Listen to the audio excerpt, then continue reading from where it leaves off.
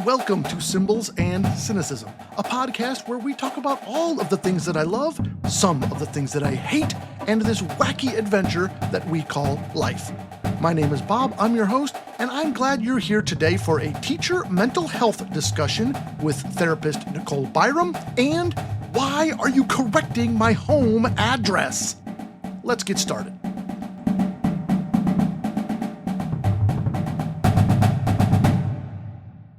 Welcome back to today's program. I'm very glad you're joining us today for this episode. Very timely, important discussion topic, and we'll get to that in a minute. But first, we have some reactions through fan mail. Our first listener sends A++++ rant. Top of Mount Rushmore. If the rant bracket is redone today, it wins by a landslide. I agree. Stop counting the days. I'm sure not all of you agreed with not counting the days until summer. I know there's a ton of people that do, and that's okay. Personal feelings, obviously, of mine, and also the listener who sent in the idea for the rant itself. We all have to do what we need to do. No doubt about that. If you are a, quote, counter, then keep doing what you're doing. But maybe do consider the message that it sends to those around you. I don't know. I mean, food for thought. Consider it. Speaking of considerations, here are my thoughts on Mandalorian and Grogu. No spoilers. I promise, no spoilers. You can listen. I said last week I was not expecting much out of this movie, and maybe that was a good thing, but it did exceed those expectations. I really enjoyed a great deal of this movie. Some things, not so much. I give it a solid B.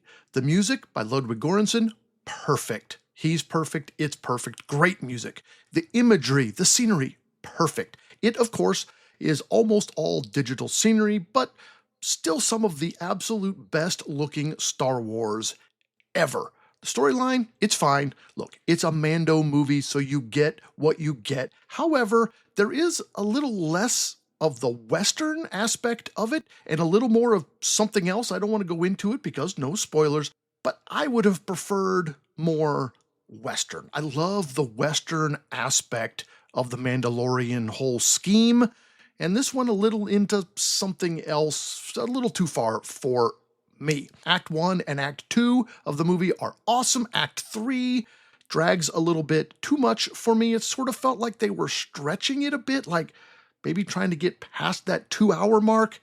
I don't know. Maybe a second watch I feel differently. We'll see. Look, good movie, worth seeing for sure in a theater, if for no other reason than the scenery, visually epic. The characters are great. Obviously, Mando, obviously, Grogu being super cute. You also get Zeb, so if you're a fan of Rebels, live action Zeb is phenomenal. He's all over the place in this movie. I could have actually used more Zeb. Azelians, they are in it a lot. They are also freaking great. I love them. They're hilarious. They're cute. They're funny. It's great. I could have used more of the Azelians.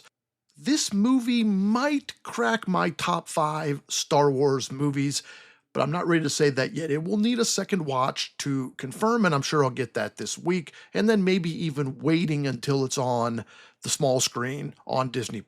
It is definitely not, for me, Empire, Rogue One, Force Awakens, or New Hope. No way it's going in the top 4. That's still the Mount Rushmore, but it is definitely in that next tier. It is definitely in the Revenge of the Sith, Solo tier, Last Jedi tier, that second clump. It's well above bottom tier. This is not Attack of the Clones. It's definitely above those sorts of things. So definitely encourage you to go see it. It was well worth it in the theater, if for no other reason than the visual aspects. Speaking of summer, on today's show, I have a wonderful discussion with licensed mental health therapist Nicole Byrum. Now, we met in a coffee shop, so I'm sorry there's a little bit of background noise there. but really some wonderful mental health advice for teachers, specifically teachers as you move into summer where you do get a little bit of a break here coming up. So please take a listen. She's got some great advice and great thoughts. We had a lot of fun and a lot of great thoughts. We also have more books with Dawn plus bonus books today. And why are you correcting my address? Let's roll. Bring in Nicole Byrum.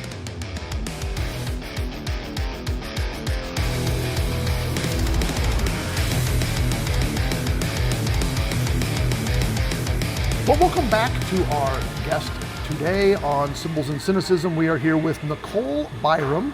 She is a veteran therapist of 19 years, mostly working with women in recovery from substance abuse. She's also an author. She has 6 books, some children's books, some not children's books, including one co-authored with her son Calvin, we call him Cal, and a new book that was just released this past December called Strong Girl, Strong in the World. All of her books are available on Amazon. You can just search Nicole Byrum. That's Nicole with a C, no H, and an E at the end.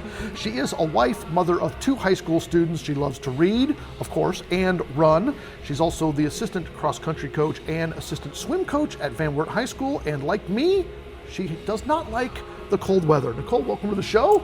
Thank you. Thanks for having me here. What did I miss? Tell us a little bit about yourself. Well, I'm probably a unique guest because I have never been in band. So I don't know how you feel about that. All my friends in school were in band, but I was not. However, you might be unique in that fact. I'm trying to think through. I do play the piano. Okay. Not well, but I do play. Oh, close enough. The problem is I'm coordinated and athletic, but I have no rhythm, like none. Like if you go back and look you have to have some rhythm because of running. There is. I don't know. Pace and gait. When I go back and look at my piano books from my teacher, like almost on every page there is something about timing. And shout out to Marie Markward, like she really tried. Yeah. She did her best. She gave me a metronome. It did not work. So.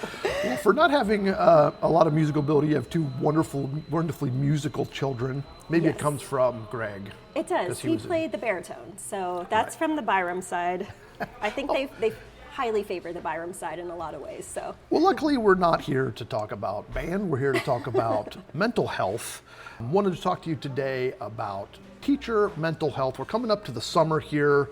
That can be a time of relaxing and refreshing. I used to hate that refresh and reset, but there's no other way to say it, to recharge the batteries, so to speak. There's all these, euphemisms that are just sound very, very cliche.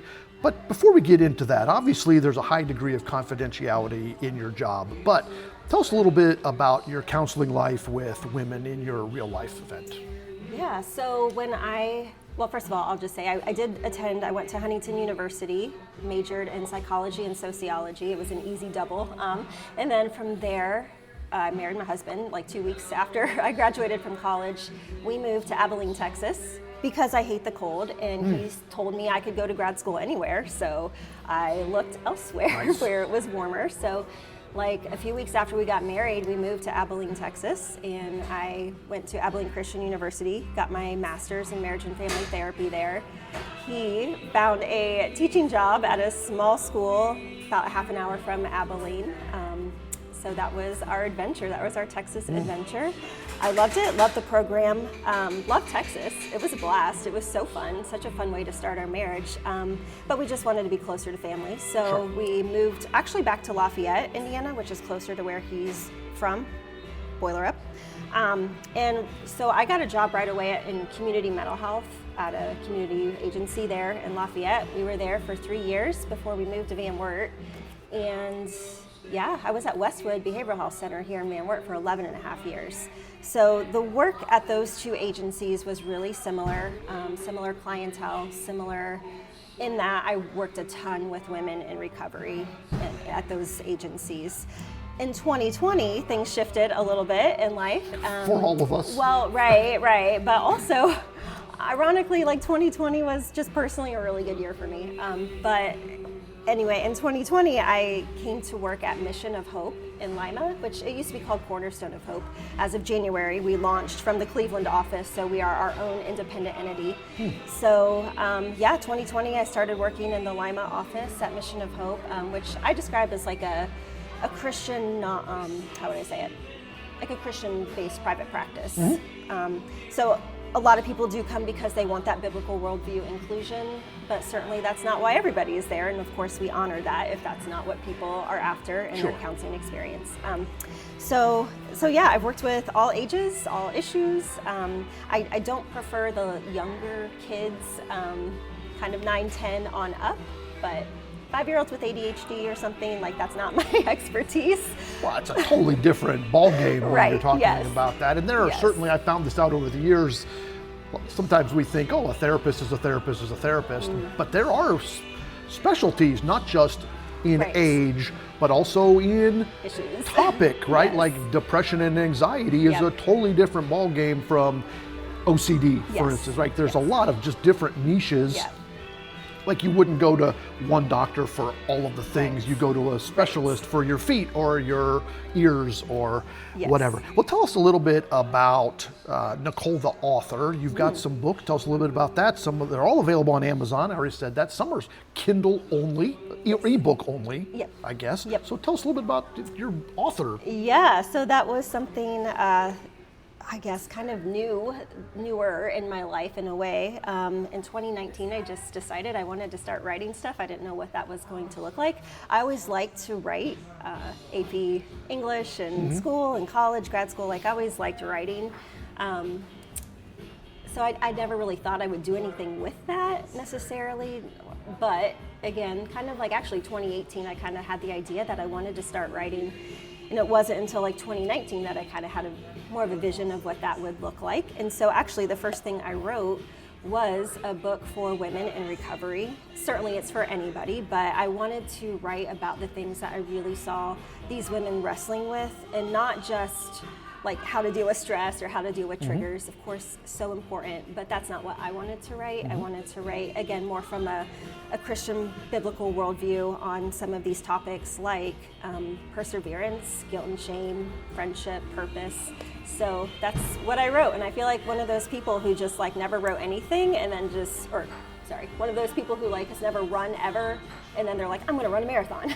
So that's kind of what I did with writing, but I really enjoyed it so much. And then I started writing a blog, and then that just kind of transpired into writing a workbook with Cal, because we were trying to work on some attitude stuff with him, and I'm like, well, let's do this. Let's like make this a project, and it just kind of spiraled from there.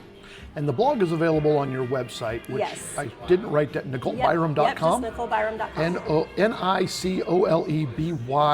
NicoleByrum.com. Yep. Did I get that right? Yeah. It's not like I don't know how to spell your name, but when you're doing it on a recording. So that's great. We came today, I came to you to talk about teacher mental health. And I texted you and I said, hey, what do you think about this? Knowing that this is not your niche necessarily, although some of us would say teachers are always in recovery, but that's totally different. You seem really excited, which kind of shocked me. What excites you about the conversation? Well, I do enjoy doing this sort of thing, and that is something that we do at Mission of Hope, along with counseling. We also do a ton of trainings and workshops and speaking, so that's something that I actually do quite a bit. So I do enjoy this sort of format, but also teachers are very near and dear to my heart. I am a teacher's child. Both my parents were teachers in the Van Wert City school system and retired from teaching in the Van Wert City school system, so very well acquainted with that lifestyle. And then, as I mentioned, I married a teacher, so yeah, teachers have a special place in my life. And lots of your friends are teachers as well, just people that you hang with, because our kids all grew up together, and it's just, you're not a teacher, but you're always surrounded by them, which is either congratulations or, oh, I'm so sorry for you. Right, and so I feel like I've had an inside look my whole life at the life of a teacher, their struggles, their stressors, what it's like to be a teacher. So yeah, the need for this topic, I was like, this is great. This is fantastic. So do you charge your husband for a session when he needs to vent? Oh, no. I feel like, he does all the gross stuff. Like he cleans up all the puke. Okay. You know what I mean? Yeah. our kids don't really puke on the floors anymore, but you know, Right. like when they were little, or like cat Yeah. puke, like he cleans up all the puke, so I feel like it's an even trade. What is it about teaching in general that is so taxing mentally? Well, I think there are just so many students and so many different kinds of students. Each student has their own need, and so teachers have to learn how to respond best to their students, or often as well, you're dealing with the parents too. Especially if you're teaching at a smaller school, there's a lot of prep. Like, I know my husband teaches a lot of different classes, or you're doing so many different things, so it is a lot of prep work. It's a lot to keep straight. I think just the ever-changing standards of, you know, the state or maybe even local schools, just, you know, kind of keeping up with all of that too. Those can present some challenges at times, right? So I think it is just far more than people realize. I think people have this idea of teachers of like, oh, you have the dream schedule, you work 8 to 3 and you're done and you have your summers off. And it's like, no, that Right. is not it. It is so many evenings, grading papers, doing lesson plans, emailing students or parents. It's time on the weekends. It's a lot that people don't always get to see. So yeah. Yeah, I always felt like, sure, we get a couple weeks off in the summer, but we worked so many extra hours through the Yes. year that it kind of, I did keep track one time, and then I was really sorry that I kept track because it was an absurd number. I always felt like the daily amount of decisions going Yes. through your head, you know, you got a class of, let's say, even just 20 kids.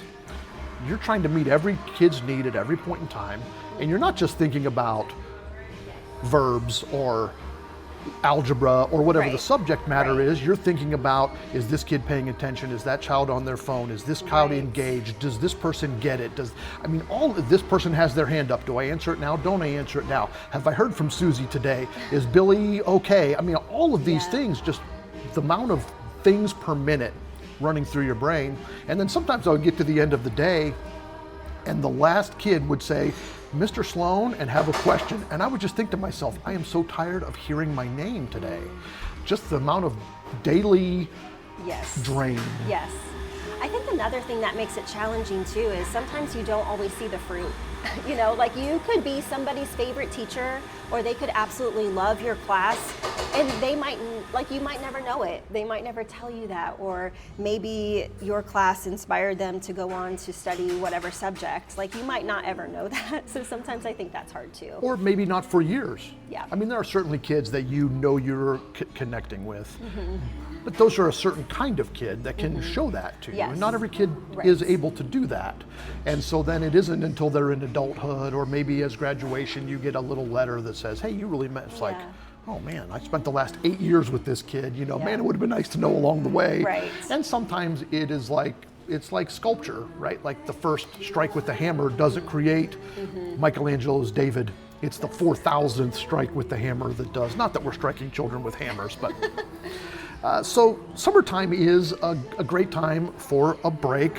Not as much of a break as, like you said, a lot of people think it's, oh, you get 3 months. I remember being Right. in elementary school, and I think my second grade teacher had a sign behind her desk that said, my favorite 3 reasons to teach are June, July, and August. Yes, I've seen this. And even when I was like, however old, in 2nd or 3rd grade, I was like, that seems wrong. That seems dumb.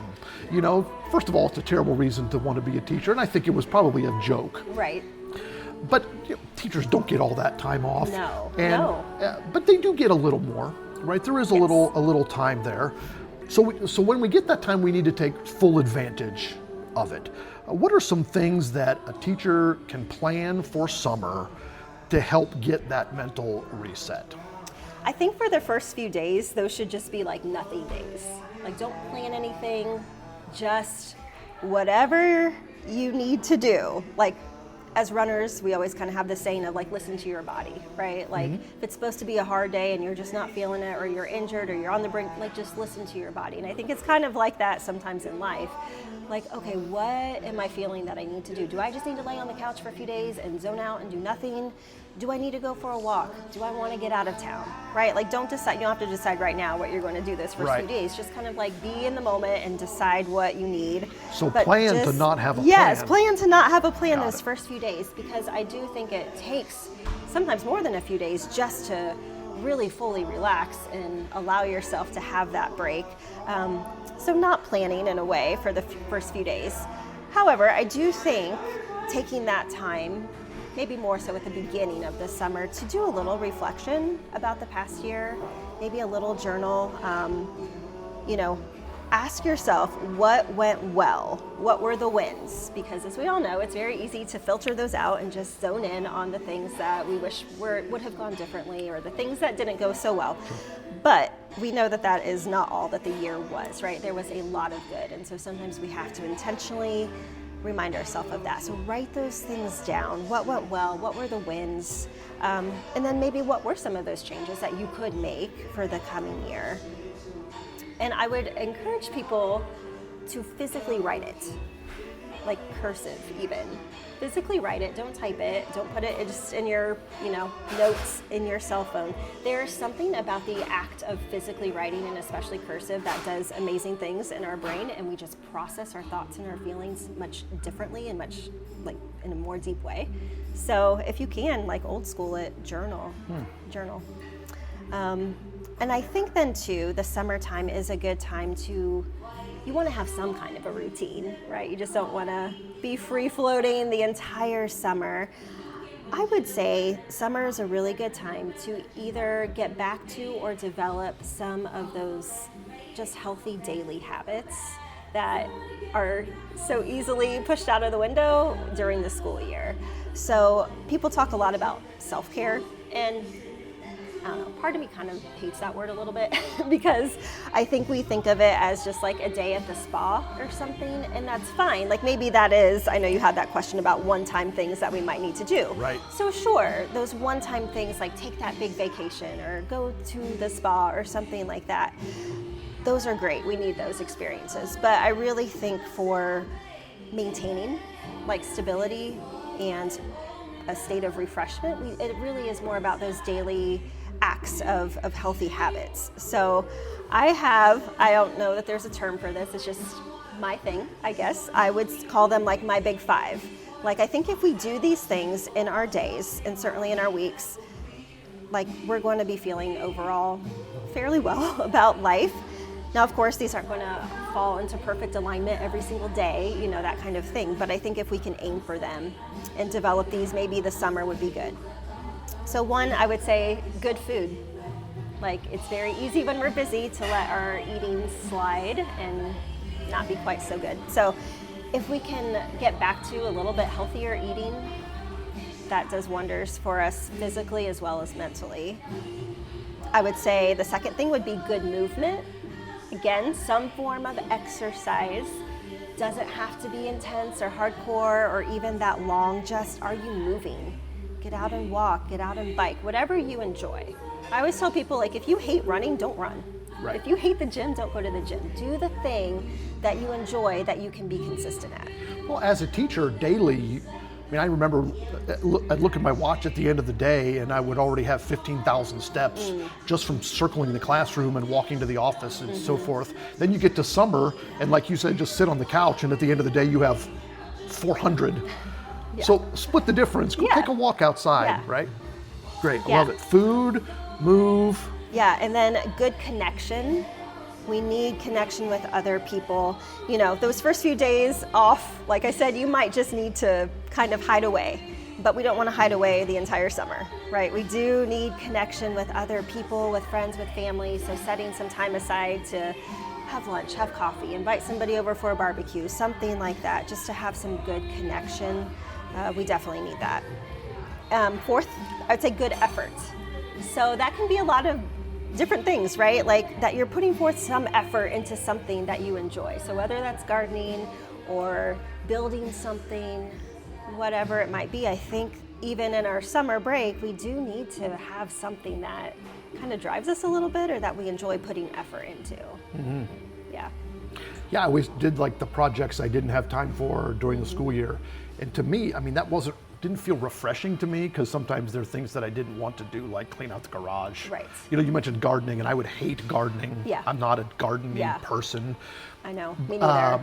And so therefore we don't do any of it. But I cook the food. That's the deal. My husband and kids plant the garden. They grow the food. I cook the food. Got it. Yeah, wife definitely like trims the shrubs and those sort of. She's more of the outsidey person when it comes to those. But I can see what you mean about effort. Yeah. And what's number 5? Yeah, and I would say, and this is maybe more of a personal one. And I maybe should have said this at the beginning when you said what did I miss? That question. I guess probably the number one thing about me is that my relationship with God drives everything that I do. It's the reason I chose the career I chose, and it's the reason I write the things I write, and hopefully impacts all of my relationships with people. But so I would say for the 5th one would be good time with God. And that would be for me like time in scripture, time in prayer, time just meditating on his word.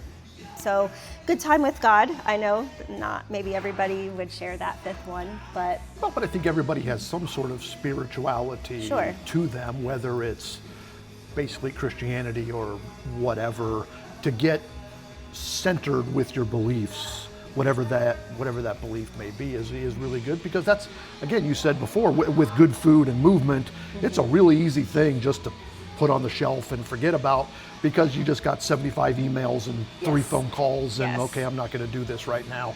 And now that we've got a little bit of that time, it's good to get in touch with those sort of things. So yeah, some of those are short-term things, some of those are long-term things. And then when you talk about like food and movement, we sometimes forget that those help the mental health. Oh, absolutely. Even though they're not specifically mental health. Having the motion and the blood flow and having the good food helps all the things, right? The 3 are all connected, right? Yes, I would say we are whole people. Like our thoughts are not divorced from our emotions, from our actions. Like we are whole people. So it is very fascinating to look at the research on the effects of exercise versus like on anxiety and depression, for example, versus like medication or counseling or the combination. And like study after study just shows how exercise can be just as beneficial, which is crazy. Well, and you can read all that specific research, or you can just live in my house where if I don't exercise for 3 or 4 days, my wife will say, you should go on a run. And I go, why? You're grumpy. I mean, it's colloquial knowledge, but I mean, it does do that. And then when you get on, when you eat too much chips and garbage, you just feel lethargic. I mean, the whole thing, it's, it's all connected for a reason. Nothing is isolated. Right. And we as teachers, in the grind of the year, we get out of all of those routines. We just eat fast food between 2 meetings, and we eat chips at night. I mean, it's all of the things, right? Right. What are some things that during this time we should avoid doing? So anything that would be like an unhealthy habit, in the sense of like, again, we don't want to isolate the whole summer away. We don't just want to hole up. So I would say like anything that's like isolating ourselves too much. We don't want to get into a bad sleeping habit that is just like so out of the ordinary of our normal routine, because that's easy to do. If maybe during the school year you typically go to bed, I don't know, 10 or 11 or something like that. Now it's the summer, you're staying up till 1, 2, 3, sleeping in till 10, or it's just something that's totally different, and then it's harder to get back into that routine when school does start. That's interesting you say that. It never occurred to me. I don't do that, but it never occurred to me. However, as a father, I tell my son not to do it. So why wouldn't I? But it never occurred to me for me. That's interesting. What else? Let's see. Well, I would say not too much alcohol or substance use. Summertime maybe is a time, just in general, people maybe engage in that a little bit more. Just being cautious with that. Again, we want to develop good habits over the summer and not kind of go the other way. So I would say that. Again, just with the eating, we don't want to have unhealthy eating habits. Rather, it's the opposite. So those were some of those things I would say to avoid during the summer. It's pretty obvious when you're a teacher, the end of the school year is coming, you feel drained, you feel tired, you exhausted. How can we know the opposite? How do we know we're ready? Like, what are some signs that, okay, I am where I need to be to start the next school year? Yeah, I think kind of that feeling of confidence, or there's some level of preparedness. I know no teacher really wants to, in July, be thinking about the start of the school year, but as you do move more in that direction, maybe just having a little bit of time that you do set aside to work towards whatever you need to do to prepare instead of leaving it all for the last minute or to procrastinate that. I think that preparedness would help with that feeling of confidence or that readiness. I do think it needs to be limited though. Like if you're going to work on school stuff in the summer, I would be very we're setting a time frame on this. Like, okay, I'm willing to give an hour or an hour and a half or something of my day and not beyond that.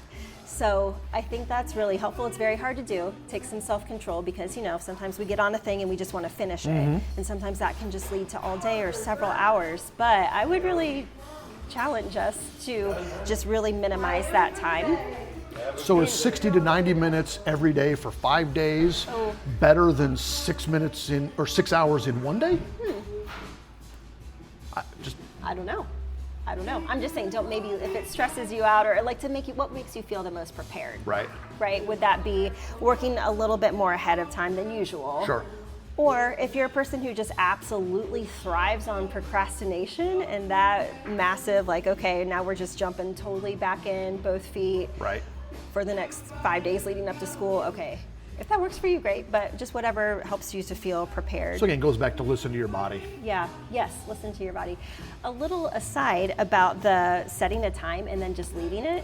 So I think about this sometimes with my writing. So I read once that Hemingway would do that. He would tell himself, okay, at whatever time I'm done. And no matter where he was at in his writing, he would just stop and then come back to it later or the next day. And that actually helped him to not feel burned out with writing. Because if, you have to stop something that you're kind of jiving and you're flowing and, and then you have to stop it. That makes my skin crawl just hearing that story. That is not me. Then it makes you more excited to come back to it. So I thought, oh, that's really true. That's interesting. I'm always afraid I'll lose the spark though. Yeah. I would rather just You know who else was like that? flow with it. Okay, to go from Hemingway, but I've heard that was true of Eminem. When he was recording, he was really strict with his time because he wanted to spend so much time with his daughter. He treated it like a work day, like a business work day, 9 to 5. Yeah. And no matter where he was at 5 p.m., he was out of the studio, which was so not how most rappers do their schedule. But it worked for him, and I thought that was super interesting. Well, I think writing, probably as a rapper or any kind of creative artist, you're essentially, it's a fluid work from home, flexible environment that teaching is not. Teaching is, you got to be here at this time, you got to leave at this time. Yeah. There's obviously morning and night, but it's a rigid schedule. Yeah. And so, working from home, this flexibility is a lot like, this just occurred to me, is a lot like being a teacher in the summer. If you want to work, you work. If you don't want to work, you don't work. Yeah. And so that kind of goes back to have a schedule so that you don't, reminds me of COVID when we all worked 20 hours a day because we felt like we always had to be on task and answering emails, and kids would submit assignments at 2 a.m. and then we feel like we had to grade them right away. And it was a really unhealthy way to live for a million and two reasons. This is not on my list, so I apologize, but it just occurred to me. In the summer, especially on vacation, my wife would always encourage me, turn off your email notifications, right? Turn it off, don't check your emails, which sounds on the surface like a great idea. But for me, I knew emails were coming in. Just because I'm not checking them doesn't mean they're not there. Right. Do you know what I mean? Yes. And so, you're aware of the reality of the email. yeah, the reality is, okay, we're going to leave the vacation, get home, I'm going to open up my email, and there's going to be 300 emails there. And so it actually, at times, was more beneficial for me just to check them. Yeah. You know what I mean? Yeah. So the burden of the thought isn't there. Sure. So how? Yeah, maybe there's on a situation like that, again, maybe you would just kind of chunk off that time, okay, I'm going to take during my vacation, even if it's a vacation, I'm going to take 15 minutes and I'm just going to check off whatever emails I can get done in 15 minutes. Yeah. So again, that's maybe a hard thing to do, but I don't know, sometimes we talk about, in counseling, we talk a lot about, unhelpful thinking styles, and one of those is the all or nothing, right? And so that shows up in a lot of ways in our life, and we can have that tendency with certainly a number of different tasks of, okay, if I can't get it all done right now, then I'm not going to do anything. Right. So I have 300 emails. There's no way in 15 minutes I can get through all 300, but okay, I could get back to 5. I could chip away at it, and so sometimes kind of challenging those all or nothing thoughts can be a way to get some of that more balance, I guess. My probably unhealthy way of dealing with it was to check the emails while she was in the shower. Okay. And then there was no way she was going to catch me. And so I had 20 minutes. Okay, well, I'll just delete all these, reply to 2, and then by the time she gets out, I'll be done. And she never knew the difference. So best of both worlds, or horrible habit, and I'm a mentally unhealthy person, but don't be surprised by that. So we're feeling good. We're back into our school year. We're back into that routine. We had a great summer. What are some things during the school year, even though it's insanely busy, very mentally taxing, what are some things we can do for maintenance so that hopefully we make it to the end of the race better? Right. What can we do in mile 8 to make sure mile 26 is better? Yes, fuel. So boundaries, I think, is a big part of that. I know, with teachers, and maybe this is, you can correct me if I'm wrong, maybe I'm being stereotypical. I know my mom and her friends, her teacher friends, would just gab so much after, the school day, which was great. And I think they needed that release and that, but then it's okay, but now you're coming home and you still have all this work to do because you spend an hour talking to your friends or I've worked with some other teachers where it's very difficult for them to have boundaries with okay, when it's my free period, I need to close my door. I need to, tell people if they come to me with a question, hey, I have about 5 minutes that I can give you right now, and just allotting your time, just being a little bit more strict with that, I think can sometimes help with that time management, because again, hopefully it is the goal that throughout the school year we are still trying to do the big 5, in our day. That is part of it too. And sometimes we need some accountability for that.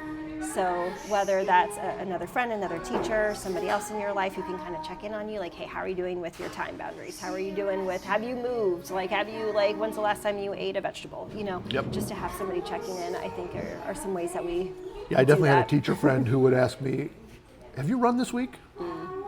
We know who that is. Yeah. I think that boundaries thing is a great idea. I always tried that, but then there's the guilt of, but I know I should have replied to that email, or I know I should prepare more for tomorrow, or I know versus it's the balance of self-care versus job care. Yes. I always talk with my people about true guilt versus false guilt. So guilt is the appropriate emotion that we feel when we have done something immoral, or we've violated our ethics or our values, we have wronged somebody and we feel guilty, right? Rightfully so. Sure. And that guilt, nobody likes to feel that, but it serves a purpose, right? It helps us to take action to right the wrong. But sometimes guilt can show up I call it false guilt or pseudo guilt. Okay, I saw this person emailed me and I didn't get back to them for 2 days. Well, was that really an immoral, unethical thing? Or was, you know what I mean? It just kind of feels like guilt, but it's not actually guilt because I didn't actually wrong this person.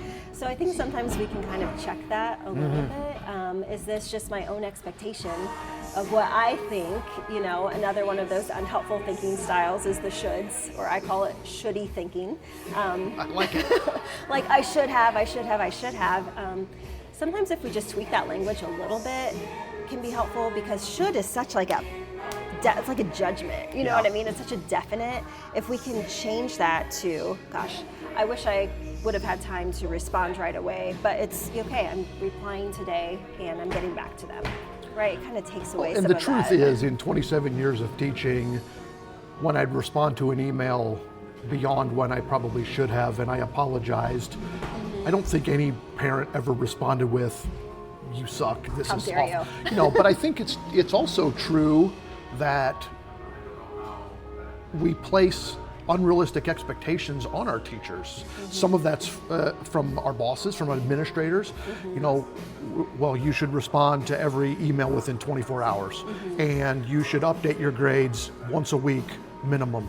And you have these 5 things that you need to log into to log student behavior, to log homework assignments, to log, it's like, okay, well, there's 8 hours in a day, work day, let's say, and that's 14 hours worth of work.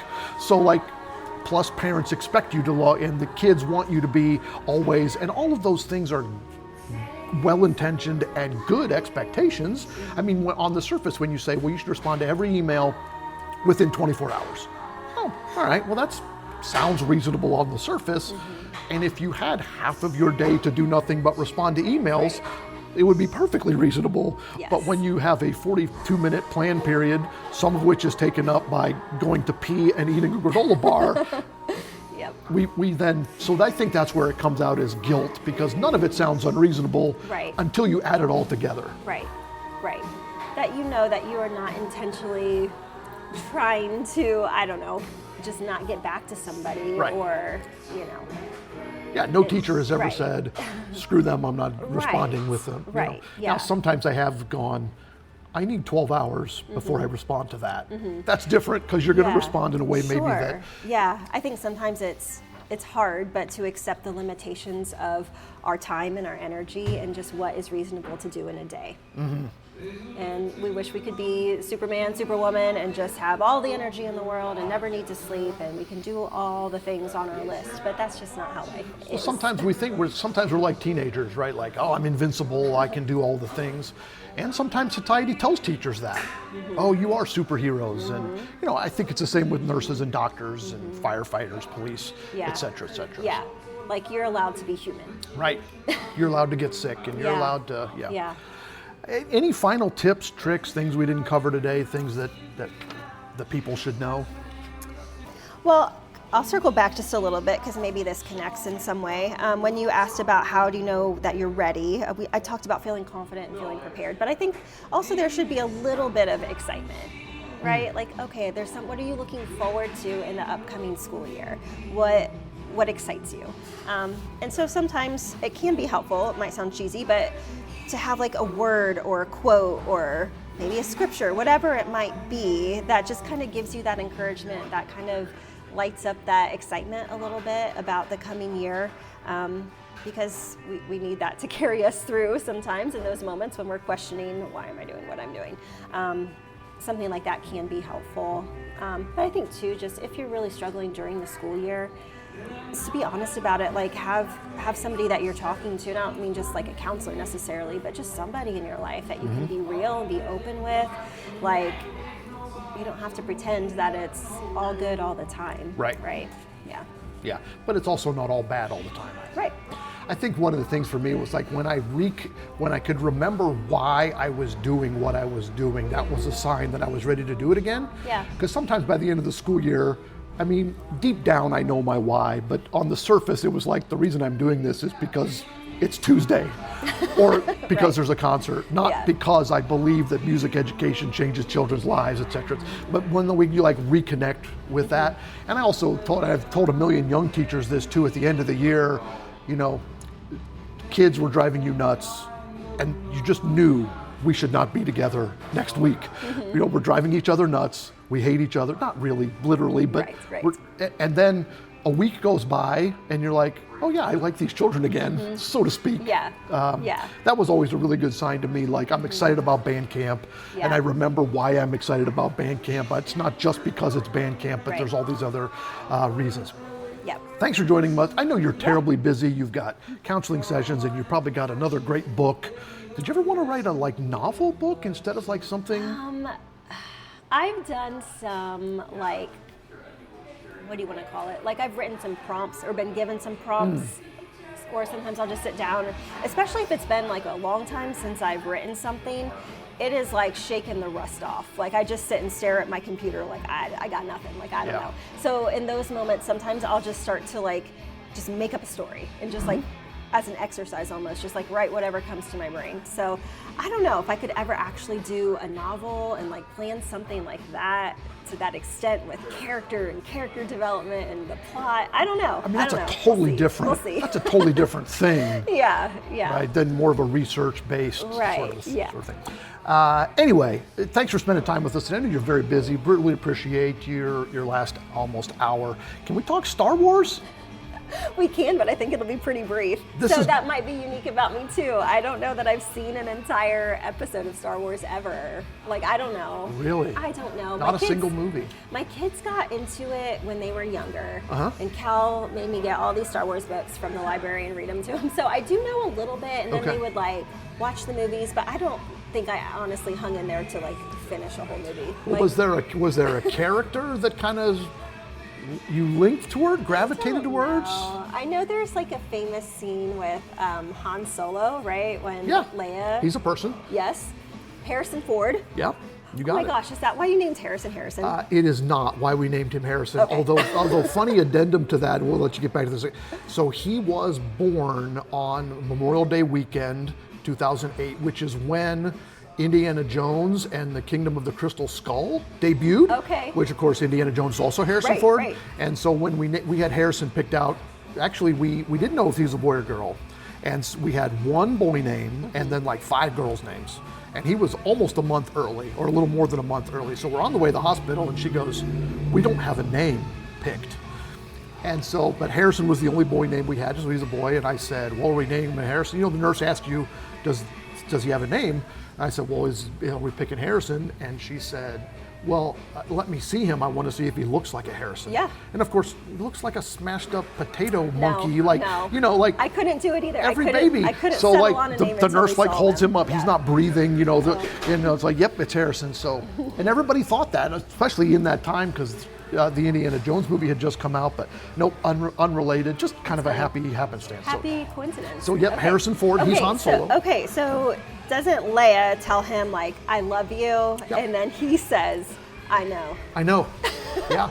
Like, I don't know if I've actually. Yeah, that would probably be. So just that's like, in Empire okay. Strikes Back, which in my Okay. opinion is the best of the Star Wars movies. Okay. That's one of my favorite scenes. Okay. My wife and I used to have shirts that hers had Leia on it, and it said, "I love you," and mine had Han, and it Nice. said, "I know." Yeah. That was not actually in the script. I know, yes, they had yeah, they had I a bunch of somehow do know dialogue that. written, and none of it worked. And George Lucas, or the director, Ivan Kershner, said, "Just say something this time." And she said, "I love you." And Han was like, Harrison Ford was like, "Well, what would would he say? Han Yeah, say? what would He's he a say?" smuggler, he's a scoundrel." And he said, "I know." And boom, TV Yeah. magic. So there you Yeah. go. Favorite scene is one of the best scenes Yep, in all okay. of Star Wars history. Okay, That's perfect. great.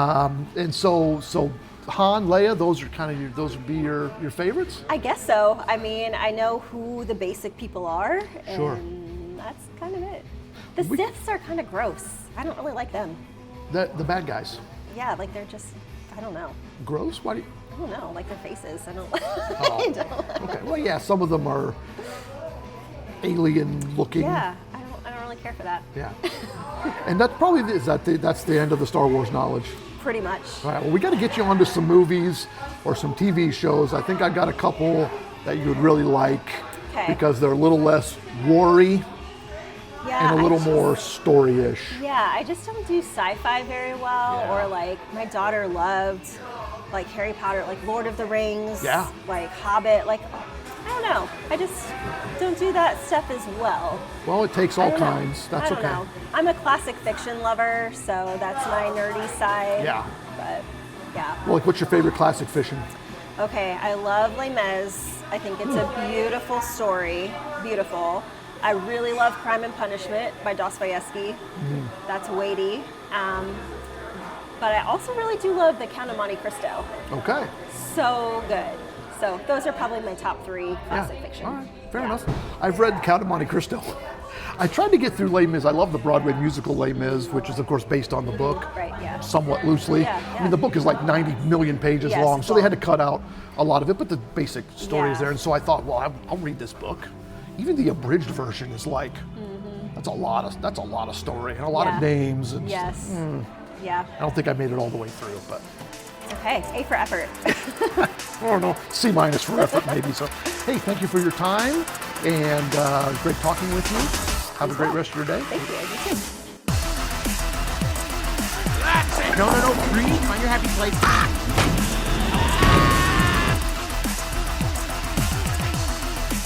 Why are you correcting my home address? Have you encountered this with websites when you go to buy something? And I'm not talking about Amazon, because Amazon keeps your, I'm talking about a website that you go to, you buy something, you've never really been there before, but it's like, oh man, that's a cool t-shirt, or oh, that's a cool thing, I'm gonna buy that. And then you enter your shipping address and it attempts to correct it for you. Have you encountered this? Do you mean this address? Look, all you did was capitalize everything. Oh, do you mean this address? All you did was add 4 random numbers to the end of my zip code. Oh, do you want to use this perfect gold-plated address or that completely crappy wrong one that you typed in a minute ago? Why? Why is it doing this? I understand a confirmation so that I didn't accidentally type something correctly and I never get my package. Understood. But is the capitalization version really better? Will it really get here faster with all of the capitals? Why are you yelling my address at me? Do those 4 other digits at the end of the zip code really help? Do they? Just take my address. I know where I live. I do. Really.